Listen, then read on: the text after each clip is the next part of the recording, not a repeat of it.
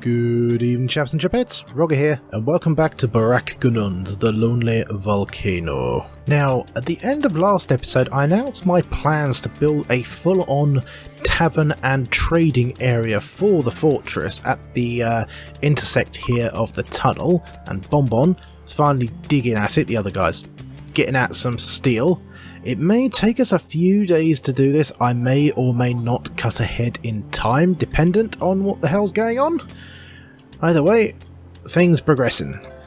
Oh, and I've just had the little notice that Miri and Tony are finally tying the knot. Let's see, is there anyone on permanent duties yet? Flint, get off. Yeah, quite annoyingly, if someone's doing like a non-ending task like researching or whatever, then they will just completely miss the ceremony, and attending a wedding is a big boost. And of course, waking up people sleeping like Nararancha as well. There we go, Tony and Mirin. Mirin, I keep calling him freaking Mirin, thinking about Japanese food. Also, just as an aside, weddings are also really handy for resetting people's timings as well, because quite often people can get a bit off kilter. I mean, I'd love if I could set like a dinner bell, so to speak. I know I can go into restrict down here and put people into doing certain things at certain times, but it can't be too specific. Anything work, recreation, sleep or school, there's no food. I'd love it if there was like a dinner time option, you know, because then everyone will go to the same place to eat, and that would help social stuff. Also, finally built that machining table, so at least now our robot guys can at least have freaking medkits knocking around. And of course, being in the middle of a desert, nah, the freaking heat wave. Right, that's... We should be alright now. We're not stuck in the bone dome anymore. Now we've actually got our little fortress. Gonna have to be a wee bitty careful. But thankfully, because of the fridge, if anyone does overheat, they'll just scarper down here and just cool out in here for a tick. Oh dear. Flea proposed to Jackie and Jackie turns him down. Oh, and they broke it up. Okay, great. Okay, I'm gonna have to sort out bedrooms for them two now. Well, shit my life. A large piece of an ancient ship has crashed nearby. Your colonists can feel it in the back of their mind extorting unspeakable acts. It must have an onboard AI persona with psychic protection ability, and this AI is not friendly. Destroy it as soon as possible. Where have you landed? You've landed in the middle of cocking nowhere. Oh, joy. Now these are nasty, because when you attack them to destroy them, they contain one of the strongest enemies in the game, the mechanoids, which are literal, think Terminators, if they didn't look so much skeletal, more bug-like. Yeah, fun. So, I am going to let that roll round until the morning. Everyone needs to have a good sleep for this, and I need to pick out some spots for where I can put people, yeah, to get some good firing lines. Actually, not too bad. Thanks to the scattered bits around the edge of the mountain, we have actually got a decent field of fire, and we've got this lump of compacted steel here, which can provide some cover for the shotgun guys. It entirely depends on what's inside, whether it's the heavy centipedes, which carry all of the heavy artillery stuff, whether it's the Lancers, which are the riflemen, but their rifles are really nasty, or worse, the Scythers, which are the close combat guys, and they just tear you to ribbons. We may be looking at our first serious deaths. Now, even bringing along people like Scottish the Pussy, purely because we are going to have people be, at the very least, knocked down, and so they can't get back up. So, at the very least, they can grab them and take them straight to medical. Because, again, this has landed in a really bad spot. As bad as it would have been to have it land, like, right here, in the middle of all our stuff, at the very least, the turrets could have helped out. And we wouldn't be traipsing half the way around the damn mountain, because if someone gets hit bad, they may not make it round to the side. But at the end of the day, having this tunnel is still infinitely better than having multiple entrances which I have to defend. It just wouldn't work out until I have, like, shed tons of resources. Okay, and pause. So this is the arrangement I've got, all of them hidden in and amongst all the cracks and crevices around the edge of the building. I've got Tony hidden down here, purely because, well, she be pregnant, so gonna want to keep her as much as possible. Got Durin here ready to charge in, Ari with shotgun, Everyone else is spread out according to their weapon distances. And what we want to have is we want to have the mechanoids spawn on this side so everyone gets a decent shot in.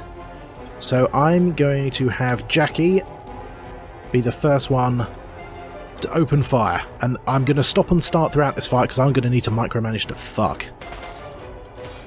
Right, there we go. So what have we got? We've got... Okay, that's bad. We got 3 Scythers, 3 close combat guys. We have... Oh god, we got the Centipede with basically a minigun on it. Let's see. So, I've given it a few seconds for things to happen. Everyone's picked their targets.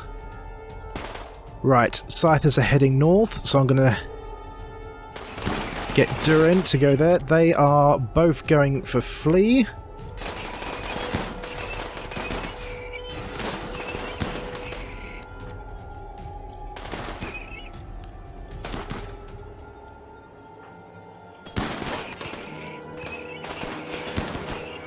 Okay, how's their health doing? Okay, he's very nearly down. That's the annoying thing with mechanoids, you can't tell. Okay, he's down. Jackie, let's see.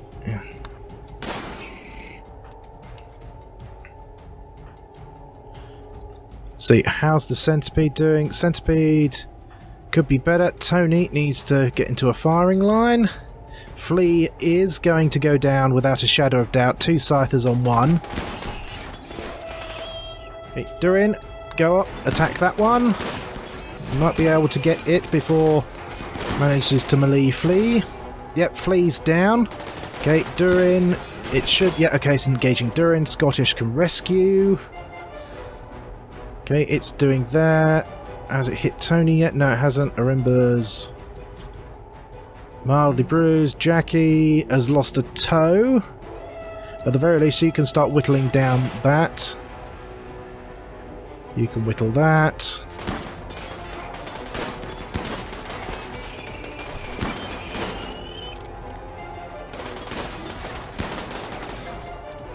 So now you guys, if you all attack the actual ship part itself. Okay, that's down. Centipede is nearly down. Jackie needs to go out the way. Okay, good, it's down. Okay, right, so what have we got with regards to health? So yes, I know Flea's down, he's badly hurt. Arimba's got a mild bruise, that's fine. Jackie's lost a toe, that's unfortunate but fine. Durin has been mildly stabbed. He's used to it, and everyone else is actually pretty good, so that went well, and Tony's not hurt either. And now we get some goodies, specifically plasteel and advanced components, very handy. Okay, and there they go round the mountain, with thankfully very, very few injuries all in all. I mean, Flea, I can't actually check his stuff until Scottish drops in. Actually, you know what? Have Scottish drop him. What's his health? Okay, 3 hours. I doubt he's going to make it. Which is our best doctor again? I keep forgetting that. Miri, who's carrying that. Right, Miri. Okay, no, damn. Oh well. Do your best, Scottish. Should have given him to Narrantha, really. I keep forgetting how fast elves are. Ah, shag. Flea's dead. So, what happened? He got slashed in the neck. That's harsh. That's harsh. Well, all in all, it's actually probably kind of handy that he broke up with Jackie just before that happened. At least now, he shouldn't be missed, which is harsh but true. Well, one death, and to be honest, the death of someone that was very, very new to Colony and most people didn't really know much about. So, in all honesty, it ain't that much of a loss to be harsh. But, you know what, that could have gone so much worse. I mean, it would have been grand if we hadn't lost anyone, but the simple fact is, it was all the way, it was as far from the frickin' entrance as it could get. And there goes Flea, the second Though the first human, or the second colonist to be fully interred, besides poor niece. Let's see, so what have we got? Divinity of Flea. The sarcophagus is engraved with an artwork of Michael Flea, Shepherd Finn, being crippled without emotion or expression. 1,000 grasshoppers look on. Almost every shape in the image seems to be rectangular. The subjects are in front of a group of triangles. This depiction tells the story of the knocking unconscious of Flea on the 8th of December 5501. Okay, so wait, was that the same? Something was similar on... No, Niece's was the nice and melancholic one. This one just shows the poor guy who's already dead inside it also being beaten up. A little bit harsh. A trade ship is passing by. They're known as porcine industries. They're livestock wranglers. Right, I think Crichton... Yes, he had an inspired trade. So, if he calls them up, we might finally be able to get some animals for doing caravans and stuff. That would be fantastic. Crichton never bloody gets it. I still don't know. All his stats say he should be moving normally. He moves so slow. I don't know. Maybe it's the silly walk he does. Oh god, I'm so close. I'm so close to affording that, but I can't. I simply can't afford that. But I am not going to lose this opportunity. I'm going to get something out of this. So, logically, I still want something which can transport it. I know I've got the dromedaries knocking around the outside the mountain, so I could grab those. So in that case, I do want something which I can utilise. Alright, we're just checking the stats of all the animals. They've all got the standard temperature range, so basically if a nasty heat wave hits, I mean the one I've got at the moment is a bit middling to be honest, they will probably die. So it makes sense then to go with a single cow, let's see, and give them most of our rubbish. That should work, and we should be able to keep our gold. There we go. Okay, so we've got one cow from space. Okay, so there we are. So that's all the livestock areas set up. At the moment, the thing has just got some few scant bits of grass to do it, but I've got this hay grass area set up here as well. I should probably fully expand it while I think about it. Okay, and the whole reason for grabbing the cow is purely for the milk, which is a nice bit of extra food. But the thing is with the alpacas is that they do have a tendency to just get rather nasty stuff out of the seemingly nowhere. I don't think I've owned an alpaca that hasn't, at least, obviously if other stuff hasn't happened to it, hasn't died of, I don't know, freaking cancer or something. I don't know. Ah, the tribe of Aura is attempting peace talks. Okay, let's remind ourselves. Factions. Aura. Tribe of Aura is a savage tribe hated by pretty much everyone. You know what? Basically, let's have a quick roll through the factions, see who's enemy and whatnot. Right. Okay, so yeah, I want to make peace with them if I can because they actually have guns. Savage tribe, Goblin tribe, Pirate band, bloody androids, Dwarven bandits, and a wolf clan. Right, so out of all of them, I pretty much want to keep the Tribe of Aura and the Pale Island clan enemies. Everyone else, it'd be grand if I got those peace talk quests with, because those guys can actually have at least nasty weapons, or in sheer numbers they can be pretty damn nasty. The other two I kinda need, because if you actually manage to make peace with every single clan and tribe and faction, yeah, every single raid is therefore defaulted to mechanoids, which is worse, far worse. Ooh, now this is nice. I've got Ari over here making some better weapons and armour for us, and he's made, I think, our first artifact weapon. It's a noble dwarf sword, best dwarf sword we can get. Steel rather than plasteel, what can you do? and only normal quality, but it's got the flexing artifact effect on it. So 150 max hit points, but it's worth a ton of money. You move faster, you're more likely to hit, you attack quicker, plus 10 melee damage per second. Blimey, hold on. So its DPS is 2694, and I think our best one, which is the Thrumbo Horn on Durin, is 10.53. Right, Durin, I've got a new toy for you, lad. Nice one, Ari. Very nice indeed. Well, as you can see, I've now managed to mine out the area, which I'm going to be using for the tavern. Name to be determined. If you want to give me any suggestions, feel free. But really, at the moment, I've just got to wait for the guys to clear it out, smooth it out, before I can start putting stuff in it. Because unless I fully mine this area out and put in manual marble walls, because I've got a ton of marble, I'm going to have to smooth down the entire area, though she's going to take time, and yeah, knocking everything down and putting just manual walls in might take less time, but it's dependent on resources rather than time. And of course, like I said, now that there's going to be this area here, invaders some will still try and go straight through for the main colony itself, but there will be certainly a few that will go for the tavern. So I need to be kind of clever with this area, because I need to make this combination of area to sell stuff and entertain people, but also have a few big guns in the wall. You know, sort of a bit Judge Dreddy. Blimey, Ari really is doing well on the old artifact front. Another Steel Noble Dwarf Sword. Excellent quality this time. Of possibility. 80 max hit points, 180% melee chance, plus 10 melee DPS. So it's not as good in the artifacts section as Durin's current sword.